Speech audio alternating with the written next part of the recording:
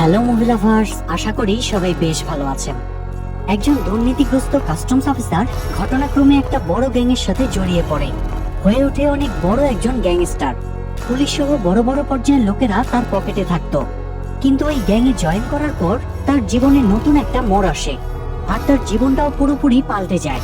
কিন্তু কি এমন হয়েছিল তার সাথে? এই প্রশ্নেরই উত্তর আমরা জানবো 2012 সালে মুক্তি পাওয়া নেমলেস গ্যাংস্টার মুভির গল্প থেকে।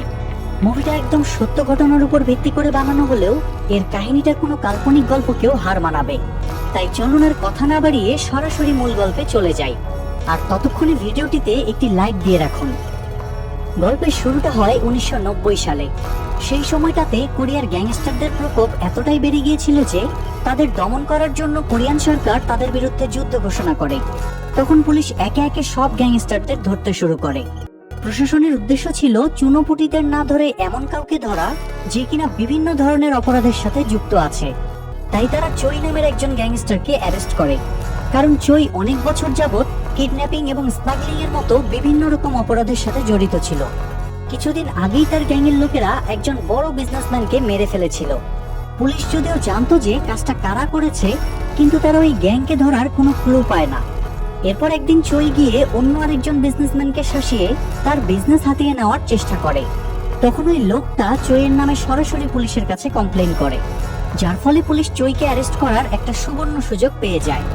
আসলে চই অনেক প্রভাবশালী গ্যাংস্টার হওয়ায় তার সাথে অনেক বড় বড় অফিসারদেরই ভালো সম্পর্ক ছিল, যার ফলে সে প্রত্যেকবার অন্যায় করে পার পেয়ে যেত।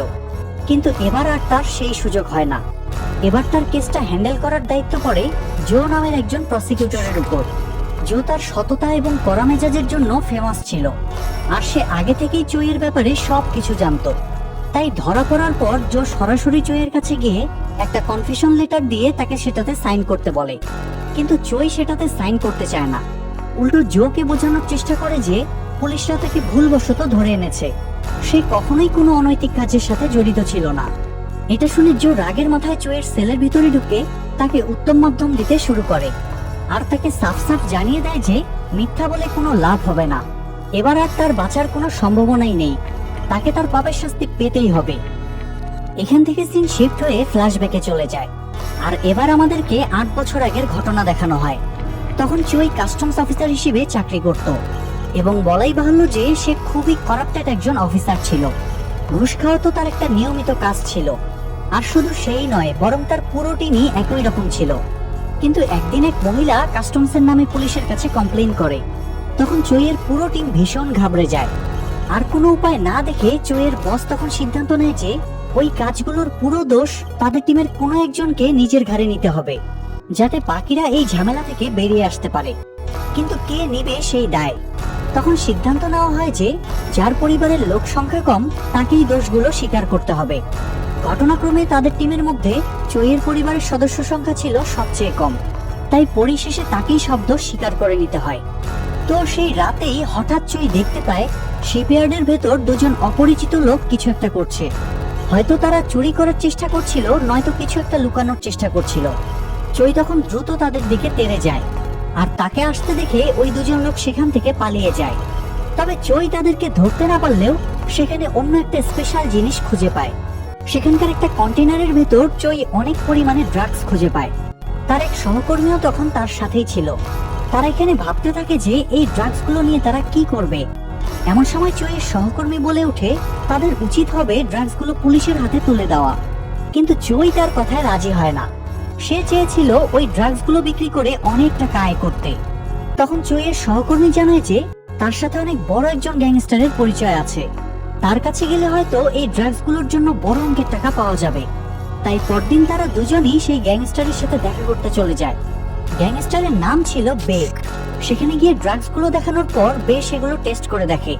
ড্রাগসগুলো আসল হওয়ায় সে চইদের বেশ ভালো টাকা অফার করে, আর সেটা শুনে চই ভীষণ খুশি হয়ে যায়। সেখানে কথায় কথায় তারা এটাও জানতে পারে যে চই এবং বে পারিবারিকভাবে পূর্ব পরিচিত, আর একটা সময় চইয়ের পরিবার বের পরিবারকে অনেক সাহায্য করেছিল, কিন্তু তারা দুজনেই এসব ব্যাপারে আগে জানতো না। যাই হোক, ডিল ফাইনাল হওয়ার পর তারা সেলিব্রেট করার জন্য একসাথে ড্রিঙ্ক করতে শুরু করে। কিন্তু ড্রিঙ্ক করতে করতে চইয়ের খেয়াল থাকে না যে সে অনেক বেশি খেয়ে ফেলেছে। তাই একটা পর্যায়ে সে নেশার ঘুরে বেয়ের সাথে খারাপ আচরণ করতে শুরু করে, তাকে নানা রকম আজে বাজে কথা শোনাতে থাকে। আর স্বাভাবিকভাবেই বে তো আর এটা মেনে নিবে না। তবে সে কিছু বলার আগেই তার অ্যাসিস্ট্যান্ট পার্ক গিয়ে চইকে মারতে শুরু করে। বেও তাতে বাধা দেয় না, কারণ তার কাছেও চইয়ের আচরণটা ভালো লাগেনি। এরপর লোকটা চইকে বলে যে বিজনেস ডিলিং এর সময় এমন আচরণ করা উচিত নয়। এই কথা বলে সে চইকে ড্রাগসের টাকা না দিয়েই সেখান থেকে তাড়িয়ে দেয়। কিছুদিন পর চই তার সেই টাকাগুলো নেওয়ার জন্য বেয়ের কাছে যায়। সেখানে গিয়ে সে তার আগের দিনের আচরণের জন্য বেয়ের কাছে ক্ষমাও চায়। বেও নিজের ভুল বুঝতে পারে যে সেও হয়তো একটু ওভার রিঅ্যাক্ট করে ফেলেছে। তখন চই তাকে বলে যে সে কাস্টমসের চাকরি ছেড়ে দিয়েছে এবং সে এখন থেকে বেয়ের সাথে কাজ করতে চায়। চই যেহেতু বেয়ের ফ্যামিলি রিলেটিভ ছিল, তাই সে চইয়ের কথায় রাজি হয়ে যায়। এরপর বে তাকে নিয়ে একটা বারে যায়। সেখানে গিয়ে তারা আবারও ড্রিঙ্ক করতে শুরু করে। সেখানে চইয়ের সাথে তার বস অর্থাৎ সেই কাস্টমস অফিসারের দেখা হয়। মদের নেশায় এবার চই তার বসকে উল্টাপাল্টা কথা শোনাতে শুরু করে। সেসব শুনে চইয়ের বস রেগে গিয়ে তাকে মারধর করতে শুরু করে। চইও তখন বেয়ের অ্যাসিস্ট্যান্টকে সাথে নিয়ে তার বসকে মারধর করে সেখান থেকে বেরিয়ে আসে। আর সেদিন থেকেই চইয়ের অপরাধ জগতের যাত্রা শুরু হয়। সে পার্মানেন্টলি বেয়ের সাথে কাজ করতে শুরু করে। কাস্টমস অফিসে চাকরি করার কারণে প্রথম থেকেই বড় বড় জায়গায় চইয়ের ভালো লিঙ্ক ছিল। তাই বেয়ের সাথে মিলে সে খুব অল্প সময়ের মধ্যেই অনেক টাকার মালিক হয়ে যায়। পুলিশও তখন তার কাছে কেনা গোলাম হয়ে থাকতো, যার কারণে তাকে কখনোই জেলের ভাত খেতে হয়নি। তো এরপর সিন বর্তমানে আসলে আমরা দেখতে পাই চই জেল থেকে ছাড়া পাওয়ার জন্য উঠে পড়ে লেগেছে। এই ব্যাপারে সে পুলিশের একজন বড় কর্মকর্তার সাথে যোগাযোগ করে। তার সাথে চইয়ের বেশ ভালো বন্ধুত্ব ছিল। সেই অফিসার জোয়ের কাছে গিয়ে চইকে ছেড়ে দেওয়ার অর্ডার দেয়। সিনিয়রের অর্ডার তো জোকে ফলো করতেই হবে, তাই সে চইকে ছেড়ে দেয়। তবে ছেড়ে দেওয়ার আগে সে চইকে জানিয়ে দেয় যে কিম নামে সেই গ্যাংস্টার এখনো ধরা পড়েনি। যদি সে একবার ধরা পড়ে যায় তাহলে আর কেউই তাকে বাঁচাতে পারবে না। আসলে চই যে গ্যাংস্টারের সাথে কাজ করত তার বসের নাম ছিল কিম, মানে বে কাজ করত কিমের আন্ডারে আর চই কাজ করত বের আন্ডারে। এরপর সিন আবারও ফ্ল্যাশব্যাকে চলে যায়। সেখানে আমরা দেখতে পাই চই তার এক বন্ধুর সাথে দেখা করতে গিয়েছে। তার বন্ধু হিউ একজন বড় বিজনেসম্যান। তার অনেকগুলো বার এবং রেস্টুরেন্ট আছে। আর হিউ জানতো যে চই কাস্টমসে চাকরি করে, তাই সে চইয়ের কাছে জানতে চায় যে তার সাথে কোনো গ্যাংস্টারের পরিচয় আছে কিনা। তখন চই তাকে জানায় যে সে কাস্টমসে চাকরি ছেড়ে দিয়েছে আর এখন সে গ্যাংস্টারদের সাথে কাজ করছে। তখন হিউ চইকে জানায় যে তার বার এবং রেস্টুরেন্টগুলোতে বেশ ভালোই সেল হয়, তবে সে ভালো প্রফিট পাচ্ছে না, কারণ তার অন্য যে বিজনেস পার্টনার আছে সে একজন বড় গ্যাংস্টার যার নাম হলো কিম। আর কিম তার পাওয়ার দেখিয়ে প্রফিটের বেশিরভাগ অংশই হাতিয়ে নেয়। তো চই যেহেতু এখন গ্যাংস্টারদের সাথে কাজ করছে, তাই চইয়ের কাছে হিউ এই ব্যাপারে সাহায্য চায়। যাই হোক, চই সেখান থেকে ফিরে বের সাথে এই ব্যাপারে আলোচনা করে। সে বেকে পরামর্শ দেয় যে তারা যদি হিউয়ের সমস্যাটা সমাধান করে দিতে পারে তাহলে হিউয়ের বিজনেস থেকে বেশ ভালো প্রফিট বের করতে পারবে। বের কাছেও ডিলটা বেশ ভালোই লাগে, কিন্তু এখানে একটা সমস্যা আছে। গ্যাংস্টার হলেও তারা কিছু নিয়ম কানুন মেনে চলতো, তাই কোনো বিশেষ কারণ ছাড়া তাদের পক্ষে একে অন্যের উপর অ্যাটাক করা সম্ভব ছিল না। এদিকে কিম তো তার বসও ছিল, তাই সে কিমকে খুব ভালোভাবেই চিনতো এবং তারও ইচ্ছা ছিল কিমকে তার পথ থেকে সরিয়ে ফেলার। কিন্তু এখন পর্যন্ত সে কিমের বিরুদ্ধে কোনো অ্যাকশন নেওয়ার সুযোগই পায়নি। তাই সেদিন বে চইয়ের সাথে মিলে একটা প্ল্যান বানায়। আর সেই প্ল্যান অনুযায়ী চই তার বোন জামাইকে সঙ্গে নিয়ে কিমের সাথে দেখা করতে যায়। সেখানে সে কিমকে সরাসরি জানায় যে কিমের কারণে তার বন্ধু হিউ বিজনেসে প্রফিট করতে পারছে না, তাই চই কিমের কাছ থেকে ওই বিজনেসটা টেক ওভার করে নিতে চায়। তবে কিম তার কথায় রাজি হয় না। রাগের মাথায় সে চইকে মারধর করে সেখান থেকে তাড়িয়ে দেয়। এরপর চই গিয়ে এসব ঘটনা বেকে খুলে বললে বে সেই সূত্র ধরে কিমের গ্যাংয়ের উপর অ্যাটাক করে। তারা নিমিষেই কিমের পুরো গ্যাংকে কুপকাত করে ফেলে। এমন অবস্থা দেখে কিম বে এর সাথে সমঝোতা করার প্রস্তাব দেয়। এখানে আমরা জানতে পারি যে বে একটা সময় কিমের হয়ে কাজ করত ঠিকই, তবে পরবর্তীতে নিজের গ্যাং বানানোর জন্য সে কিমের কাছ থেকে সরে আসে। তাই সেদিন কিম আবারও বেকে তার সাথে কাজ করার অফার দেয়, কিন্তু বের যেহেতু এখন নিজস্ব গ্যাং আছে তাই সে কিমের প্রস্তাবে রাজি হয় না। কিম তখন বেকে একটু হুমকি দেওয়ার চেষ্টা করে, আর এটা শুনে বের মাথায় রক্ত উঠে যায়। রাগের মাথায় সে অনেকগুলো মদের বোতল নিয়ে কিমের মাথায় ভাঙতে শুরু করে। তারপর বে তার দল নিয়ে সেখান থেকে বেরিয়ে যায়। এদিকে কিমের উপর অ্যাটাক করার কারণে সে পুলিশের কাছে গিয়ে বে এবং চুইয়ের নামে কমপ্লেন করে। পুলিশ তখন তাদের দুজনকে ধরে নিয়ে যায়। চইয়ের সাথে যেহেতু পুলিশ অফিসারদের ভালো সম্পর্ক ছিল, আর সে যেহেতু সরাসরি কিমের উপর অ্যাটাক করেনি, তাই পুলিশ তাকে ছেড়ে দেয়। তবে বেকে পুলিশ আটকে রাখে, কারণ সে চইয়ের উপর সরাসরি অ্যাটাক করেছিল। তাই পুলিশের হাত থেকে মুক্তি পেয়ে চই তার পরিচিত একজন পলিটিশিয়ানের সাথে দেখা করতে চলে যায়। সেখানে সে ওই পলিটিশিয়ানকে মোটা অঙ্কের ঘুষ দেয়, যাতে সে তার পাওয়ার খাটিয়ে বেকে জেল থেকে বের করে আনে। টাকা পেয়ে সেই পলিটিশিয়ান চইয়ের কথা মতোই কাজ করে, অর্থাৎ বেকে জেল থেকে ছাড়িয়ে আনে। এরপর বের মুক্তির খুশিতে তারা দুজন পার্টি করতে চলে যায়। তারা সেদিন আবারও অনেক ড্রিঙ্কস করে। এক পর্যায়ে বে ইমোশনাল হয়ে চইকে বলে যে আজ পর্যন্ত অনেকেই তাকে ধোঁকা দিয়েছে এবং তার ক্ষতি করার চেষ্টা করেছে, তাই সে কারোর উপর বিশ্বাস করতে পারে না। কিন্তু চইয়ের উপর সে মন থেকে বিশ্বাস করে, আর তাকে পুলিশের হাত থেকে ছাড়িয়ে আনার কারণে চইয়ের উপর বেয়ের বিশ্বাস আরো বেড়ে যায়। তাই সে চইকে অনুরোধ করে যে সে যেন কোনোদিন বেয়ের এই বিশ্বাসটা নষ্ট না করে। এসব শুনে চইও তখন তাকে আশ্বস্ত করে যে সে কখনোই বেয়ের বিশ্বাস নষ্ট করবে না। সেই সাথে সে এটাও বলে যে বেয়ের কাছে থাকা পাওয়ার আর চইয়ের কাছে থাকা বুদ্ধির জোরে তারা অনেক টাকা আয় করবে এবং অনেক ধনী হবে। আর হয়ও ঠিক সেটাই। পরের বছরগুলোতে চই আর বে মিলে অনেক টাকা আয় করে। সেই সাথে আরো অনেক পলিটিশিয়ান এবং বড় বড় কর্মকর্তাদের সাথে তাদের পরিচয় হয়। সমাজের বড় পর্যায়ের ব্যক্তিদের মধ্যে তাদেরকেও গণ্য করা হতো। এরই মাঝে চই একটা মেয়ের সাথে সম্পর্কে জড়িয়ে পড়ে। ঘটনাক্রমে ওই মেয়েটাও এক সময় কিমের গ্যাং মেম্বার ছিল, তবে এখন আর সে কিমের হয়ে কাজ করে না। কথায় কথায় একদিন মেয়েটা চইয়ের কাছে জানতে চায় যে তাদের এই গ্যাং এর লিডার কে। তখন চই তাকে বলে যে সে ওই গ্যাং এর লিডার এবং বে তার আন্ডারে কাজ করে। কথাটা শুনে মেয়েটা বেশ অবাক হয়, কিন্তু কোনো রিয়াক্ট করে না। এদিকে এরই মাঝে একদিন কোন একটা বিষয় নিয়ে বের অ্যাসিস্ট্যান্ট পার্কের সাথে চইয়ের বোন জামাইয়ের ঝগড়া বাঁধে, আর এক পর্যায়ে পার্ক একটা বোতল দিয়ে লোকটার মাথায় আঘাত করে। এর মধ্যে চই সেখানে চলে আসে। বোন জামাইয়ের এমন অবস্থা দেখে চই পার্কের উপর অ্যাটাক করে। তখন পার্কও কোনো কিছু না ভেবে চইয়ের উপর অ্যাটাক করে। যদিও হিসাব অনুযায়ী চই পার্কের বস ছিল, কিন্তু সে চইকে বস মানত না। তার কাছে সবসময়ই বেই তার আসল বস। তো তাদের এই লড়াইয়ের মাঝে সেখানে বেও চলে আসে। সে এসে এই অবস্থা দেখে পার্ককে মারতে শুরু করে। এরপর সে চইকে একরকম ওয়ার্নিং দেয় যে তার যদি বের গ্যাংয়ের কারোর সাথে কোনো সমস্যা হয়, তাহলে সেটা যেন সে সবার আগে বেকে জানায়। সেক্ষেত্রে বে নিজেই সেই ব্যাপারে অ্যাকশন নেবে। এটা শুনে চই তখন তার কথা মেনে নেয়, কিন্তু কথাগুলো তার ভালো লাগে না, কারণ সে তো নিজেকে ওই গ্যাংয়ের লিডার মনে করত। তাই গ্যাংয়ের সবার ব্যাপারে তারও সম্পূর্ণ অধিকার থাকা উচিত বলে সে মনে করে। ঠিক সে কারণেই চই পরদিন বের অফিসে গিয়ে তাকে জেরা করতে শুরু করে। তার মতে আজ তারা যে পজিশনে পৌঁছেছে তার পেছনে সম্পূর্ণ ক্রেডিট চইয়ের। তাই সে বেকে পরিষ্কারভাবে জানিয়ে দেয় যে এখন থেকে এই গ্যাংয়ের সব ডিসিশন সেই নেবে। এটা শুনে বের এবার তার কথাগুলো পছন্দ হয় না, তাই সে চইকে সতর্ক করে দেয়। তবে চইও সেটা মেনে নিতে পারে না। তাই সে সিদ্ধান্ত নেয় যে সে কিমের সাথে গিয়ে এই ব্যাপারে কথা বলবে। সেই প্ল্যান অনুসারে সে পরদিন চলে যায় কিমের সাথে দেখা করতে। চই তাকে বের ব্যাপারে সবকিছু খুলে বলে এবং বের বিরুদ্ধে গিয়ে কিমের সাথে হাত মিলায়। এরপর দেখা যায় একদিন বে একা রাস্তা দিয়ে হেঁটে যাচ্ছিল।